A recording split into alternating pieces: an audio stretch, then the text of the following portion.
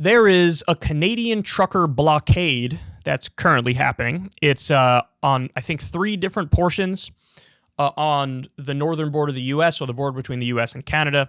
I want to show you a quick news segment here, 2 or 3 minute news segment clip here from PBS. They lay it out in a fairly objective way, so let me show you what they say, and then I'll come back and break it down and tell you guys my take on it. As we reported, truckers and protesters blocked a key border crossing between the U.S. and Canada for a 5th straight day. A court injunction issued late today ordered an end to that blockade, and President Biden and Prime Minister Justin Trudeau also spoke about trying to stop the disruptions. But for now, trucks are blocking 3 border crossings in Montana, North Dakota, and Michigan. That includes most of a crucial bridge between Detroit and Windsor, Ontario. It's led to shutdowns of auto plants and production cuts in Michigan, West Virginia, Kentucky, Alabama, and Canada. Paul Solman has a look at the latest. A normally free-flowing U.S.-Canada trade artery choked to a standstill by protesters, many from the U.S., calling themselves the Freedom Convoy. It began in late January in response to a rule imposed by both countries that truckers be fully vaccinated to cross the border. It's day 5 of protests at the Ambassador Bridge, the key transit point which connects Windsor, Ontario to Detroit. Truckers have shut down the road. We want freedom, freedom of all mandates, and that's what we're fighting for. We're Canadian, and we want to be free Canadians. Canada is our biggest trading partner, bigger than China. And the Ambassador Bridge is the biggest U.S.-Canada border crossing. A quarter of all trade between the 2 countries flowing across this one bridge. A key economic problem, auto parts deliveries stalled. Manufacturers, Ford, Toyota, GM, forced to scale back production or entirely shut down plants. Michelle Krebs is an analyst with Auto Trader. This is very significant. Because, for one, it comes at a terrible time. We are already short on new vehicle inventory because of the global computer chip shortage that occurred last year. We had a lot of plants that were shut down, could not produce vehicles. There's very little inventory to buy. So for consumers, it may mean that they'll have to wait longer for the vehicles that they've ordered. For automakers, it's just shut down their production. What began as defiance of a specific COVID trucking rule has now morphed into a larger protest against how Canadian Prime Minister Justin Trudeau's government has been handling the virus. The first step is to diffuse the situation by opening up some good communication and dropping these mandates and resetting life back to normal. The jam got so bad that local officials successfully obtained a court order to stop the protest. Its immediate impact is unclear, but it's set to take effect tonight. And today, Prime Minister Trudeau called for a peaceful resolution of the protests. So make no mistake, the border cannot and will not remain closed. The Biden administration has also asked Canada to intervene using federal powers. By contrast, the hard right in the U.S. has cheered the movement. Words of support coming from the likes of Tucker Carlson and Sean Hannity, Florida Governor Ron DeSantis, and Texas Senator Ted Cruz. I think the Canadian truckers are standing up for freedom. I think it is powerful to watch. So there's a number of different angles to this story, and it's important to explain all the different angles with all the detail they require. So another portion of the story that they didn't mention in this PBS clip is GoFundMe froze about $10 million in funds that was given to this protest, to this blockade. And their nominal reason is that there are some extremist elements that are associated with it. I don't care even if there are extremist elements associated with it. For GoFundMe to freeze that money, which was supposed to go to them, I don't like that at all. I think that sets a terrible precedent. So GoFundMe could just decide for political reasons, we don't like that group or we don't like that group, and just freeze the funds. And banks involved have done the same thing. There was a story that came out yesterday about TD Bank freezing some funds that were supposed to go to the truckers. So regardless of what you think of the politics in this particular instance, in this particular protest or blockade, this precedent is terrible. All these platforms are supposed to be just mediums, but instead now they're getting involved in determining what they personally find acceptable and not acceptable, and that can absolutely be flipped against Marxists, for example, socialists. It easily can be used like that. So everybody should be against the precedent that sets. So on the GoFundMe portion, I don't even think it's a hard question. I don't think, even if there are extremist groups involved or extremist leaders or whatever, that's not the job of GoFundMe or any platform like that to determine what they like and don't like, what they accept and don't accept. There should be a hard policy for all of the different, funding sites that we don't get involved in the specifics of it, man. Now, if you say, well, it's, there's somebody's crowdfunding to commit a murder, that's a different story, but nobody's crowdfunding to commit a murder here. So, and don't pretend like they are. So on the GoFundMe portion, I think the answer is easy. Now, beyond that, the truckers are asking specifically to get rid of the vaccine mandate.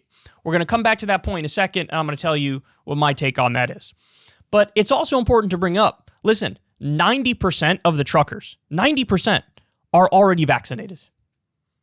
90%. And in fact, the biggest trucker union representing Canada, the Teamsters, released a statement and said, we oppose these truckers. We oppose this blockade. They represent a minority of working people, as evidenced by the fact that 90% are already vaccinated. And, David Dole did this thing where he covered this protest and he had some interviews directly with other truckers. And there are plenty of truckers, working class people, who are like, just get vaccinated. Like, just get vaccinated. So that's another important fact that a lot of people are glossing over, that like, oh, this represents a minority position, and a lot of the people who were involved in setting this up are simply on the right. And that's evidenced by the fact that, like you saw, Ted Cruz, Ron DeSantis, some other Republican politicians in the U.S. are the ones who are cheering this on. Now, having said that, what do I think of what their demand is? Listen, if 90% are already vaccinated, 90%, I don't know why they don't just say, you know what? It's no longer a hard vaccine mandate. We're going to institute a vaxxer test policy. That's it. So just say, all right, you don't want to get vaccinated. You don't have to get vaccinated, but you have to take a test. And a rapid test is super easy. It's super quick. Anybody who acts like that's some sort of, incredible crackdown on freedom and liberty, I think you're being absurd. That's just a basic safety regulation in the middle of a deadly pandemic. But if 90% of the truckers are already vaccinated, and you guys know my stance on hard mandates in general, I don't support them. I think you have to balance both individual rights with the well-being and the health and safety of the collective and the community.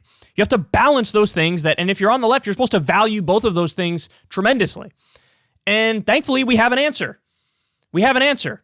You don't do a hard mandate. You don't do wild, wild west, no rules at all. You do either get vaccinated. If you don't want to get vaccinated, fine. Here, take a rapid test and we'll see, if you have it. So I don't know why you wouldn't just do that. Instead, they're going in the other direction, and Trudeau just announced, invoking emergency powers that have never been invoked before, and they're cracking down in a police state sort of way. I don't agree with that. I think it goes way too far. 90% are already vaccinated. Just do a vaccinator test policy and call it a day. That's it. Just do a vaccinator test policy and call it a day. If you don't want the vaccine, you don't have to get the vaccine. Just take a quick test and you're fine. And understand, if this was the U.S., I'd be inclined to say, whatever, you don't have to do anything if 90% of them are already vaccinated. But since it's Canada, and in Canada, generally they're more pro-COVID regulation than in the U.S., I think that this is the compromise that effectively would work and generally people would accept. Now, having said all that, what's the main thing I'm feeling in regard to this story? It's very simple. I'm jealous. I'm jealous because what's very clear, Edward Snowden tweeted about this the other day, I think he's 100% right, is now you have the ruling class and the elites are concerned that this sort of tactic, this sort of protest it really can work. And you know what? I think that's wonderful. Because now workers do have power. And if blockading a bridge in order to demand, certain things if that ends up working and sends the message that you guys can do this in the future, I think that's wonderful.